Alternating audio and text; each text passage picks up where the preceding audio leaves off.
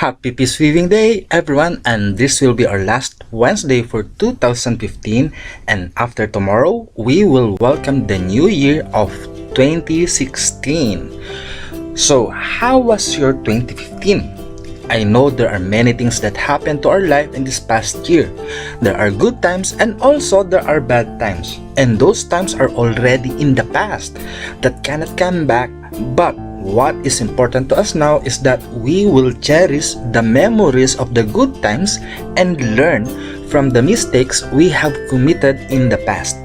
So what is your plan for the new year? Are you making a New Year's resolution for 2016?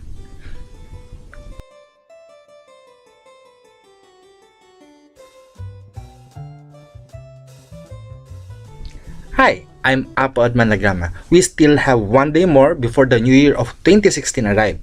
So most people now are busy in preparing for the celebration of the new year. And one of the many activities we do during this day is to make a New Year's resolution. I know that some YouTube channels are making a year's look back, and even YouTube itself have created a YouTube Rewind channel.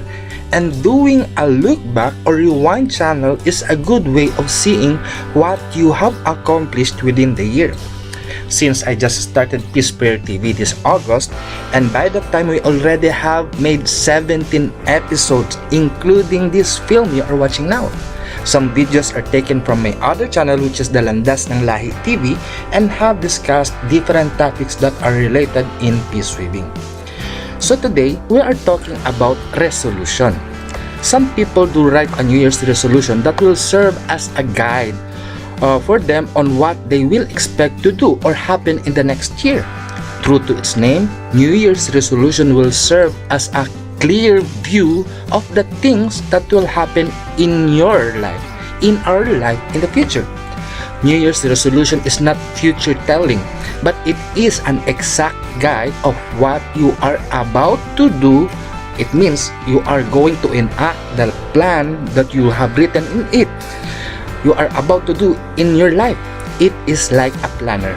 And thanks to Charis, hi Charis Wolfstar, for reminding me to be a friend with the calendar, which comes handy to me in arranging my schedules.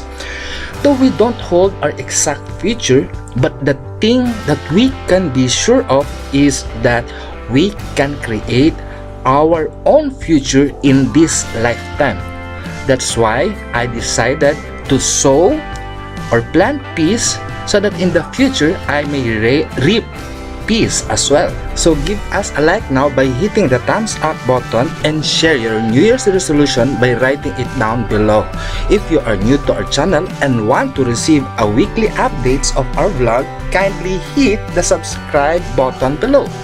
Please don't forget to share this channel to your page, and most importantly, to pray for peace. So until next week, Happy New Year, and may you all blessed be peace. Mayari na pag-asatin.